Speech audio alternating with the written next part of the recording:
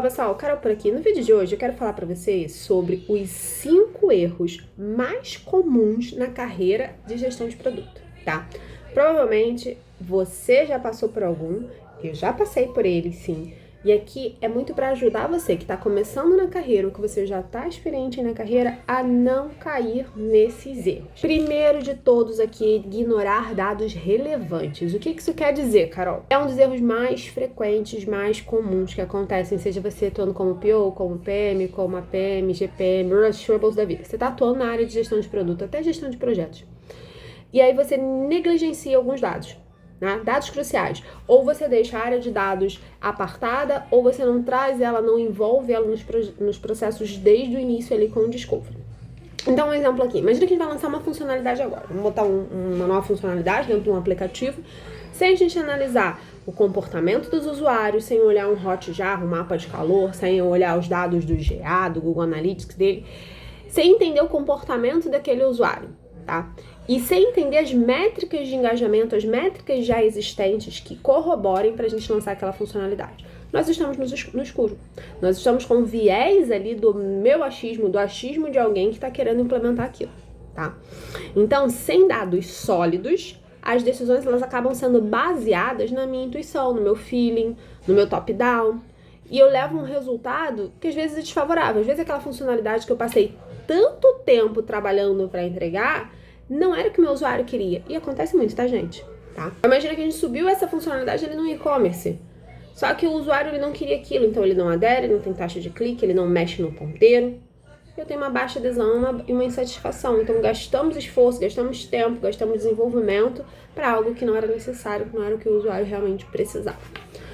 Segundo, tecnologia sem propósito. Esse aqui é aquela síndrome do queremos ser early adopters, ou seja, queremos adotar logo saiu uma coisa nova, vamos trazer, sem ter um objetivo, um propósito claro, tá? Então esse daqui acontece muito. Saiu uma nova tendência na tecnologia, vamos trazer aqui pro nosso produto? Vamos ser os primeiros a colocar? Investir em inovação é sim, super importante. Isso nos ajuda a nos destacarmos ao produto, começar a pensar fora ali, né? Olhar um oceano azul para explorar.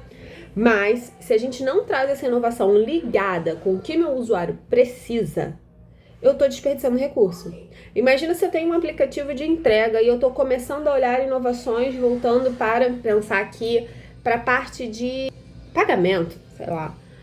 Só que o aplicativo de entrega, o core dele é garantir que ele tenha uma melhor localização, que ele consiga ver. E aí eu tô trazendo uma inovação num gateway de pagamento que é uma etapa tão pequenininha ali da jornada do usuário que não tá resolvendo a dor dele, tá? Peguei aqui, pode ser um exemplo ruim, tá bom? Mas, outro exemplo aqui. A Meta lançou lá aquele óculos dele de realidade virtual, né, do metaverso, aí depois agora veio a Ray-Ban ali com o Google Glass, etc.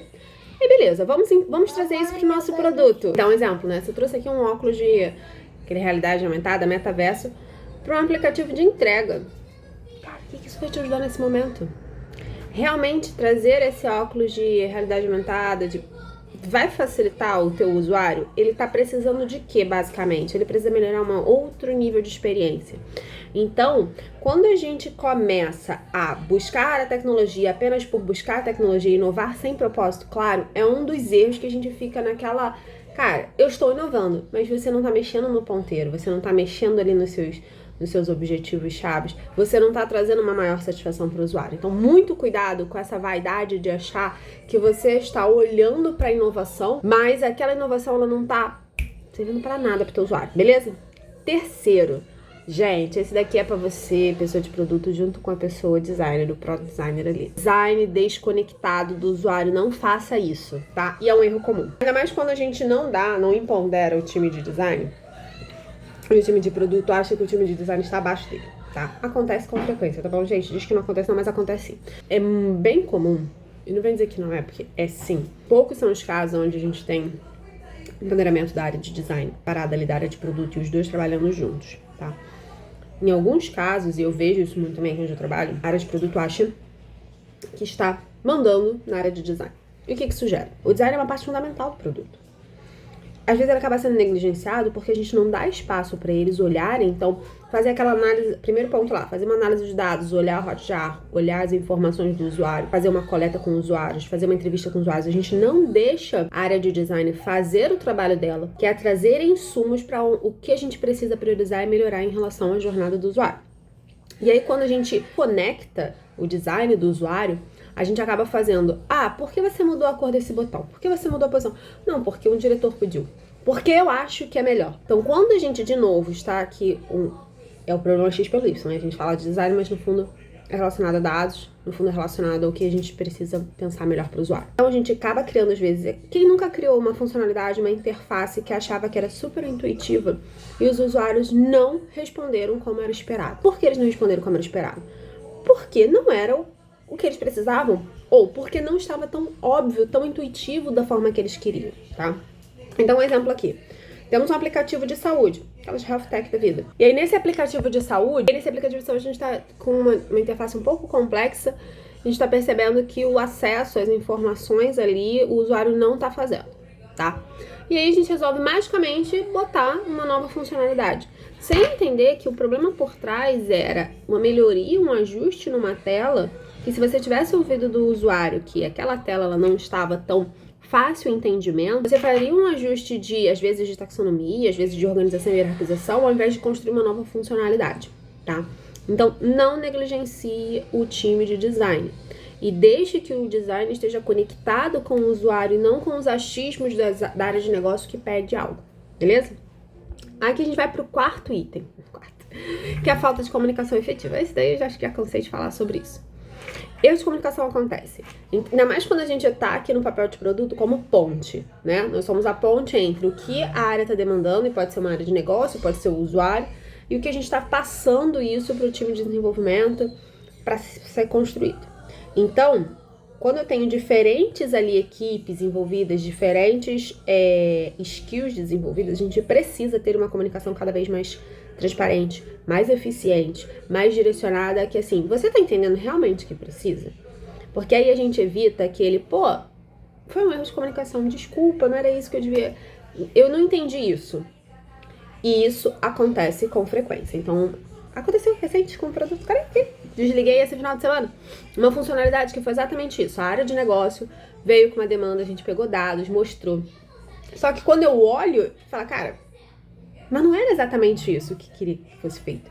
Mas, gente, vocês pediram. Então, assim, foi uma série de comunicações equivocadas que aconteceu comigo, que acabou refletindo a gente fazer um desenvolvimento que aquele desenvolvimento, ele, talvez, se a gente batesse um pouco mais o pé, não precisaria ter sido feito, tá? Então, aqui é um caso, um exemplo que aconteceu comigo, né? Então, aí é responsabilidade minha de não ter conseguido fazer essa filtragem da melhor forma possível pro time, beleza? E aí a gente acaba entregando algo que vai ter baixa aceitação pelo mercado, ou você vai ter ali, vai desligar porque não era isso que a área demandou. Quinto, claro que assim, essa lista ela é extensa, a gente pode falar aqui horas sobre isso. Mas aqui eu separei para vocês os 5 principais erros que acontecem, que eu, Carol, já cometi muitos na minha carreira. E eu quero dar um acalanto assim para vocês. Gente, erros acontecem. A gente... Não é que você chegou num nível de CPO, né, diretor Rebels de produto, que você não vai errar. Erros acontecem. O que a gente precisa é saber ter ciência que aconteceu o erro, comunicar, consertar, claro, assumir a responsabilidade é super importante, e traçar um plano para que aquilo não aconteça novamente, beleza? Então vamos lá, resistência e adaptação. Então tá aqui o que a minha fala. Cultura. A falta da flexibilidade que às vezes a gente tem dentro dos times, dentro das áreas de negócio, ela é o maior obstáculo para as coisas rodarem na gestão de produto, tá? Quem nunca teve uma área que foi a pedra no sapato, que as coisas não andavam porque aquela área era, né? Então, é isso. Então, a resistência e adaptação. Aqui é questão de cultura, porque a gente precisa ter um trabalho muito sólido de gestão de mudança, de entendimento dos princípios, dos valores. Ignorar o feedback do usuário é um caminho sem volta. Você vai acabar entrando numa espiral de você não entregando o que ele quer, e aí você não entrega o que ele quer, você vai fazendo mais coisas, o número não vem, você vai fazer mais coisas, o número vai continuar não vindo, e aí você vai botar a culpa em N outros fatores. Tudo porque você não sentou com o seu usuário, você não ouviu o que ele estava pedindo, você não olhou para os números e entendeu o que ele estava fazendo ali, tá? Então, aqui a gente precisa não ser resistente. Eu sei que é difícil sair da zona de conforto. Então, um exemplo, você tocava lá o seu produto, o seu projeto no modelo cascata. E aí agora a empresa resolveu trazer um modelo ágil. Não seja a pessoa tão resistente que acha que o meu é o melhor. Esteja aberto a ouvir as sugestões de melhoria. Se existe um processo, se existe um cuidado que foi feito, foi levantado, estudado, você não é um alecrim dourado. Escute e comece a se tornar maleável. Isso é um exercício, tá? É um exercício mais seu de gestor, de líder, para você se tornar mais maleável, para aceitar essas mudanças e garantir com que seu time veja que a cultura reflete de você. Você é o espelho, o líder é o espelho da tropa. A tropa é o espelho do líder, na verdade, tá? Então, esses 5 erros que a gente falou aqui são importantíssimos para você que está começando, pensando em migrar para carreira. Você já tá na carreira. Eu, por exemplo, como eu falei, o erro que aconteceu ali comigo esse final de semana, a falta de comunicação efetiva, cara, aconteceu, pô.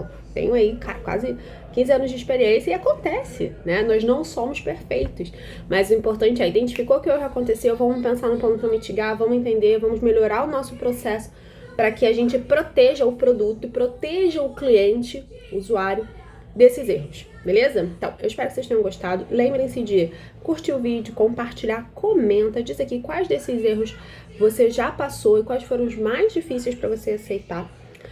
Lembra de se inscrever no canal também. E é isso, tchau, pessoal!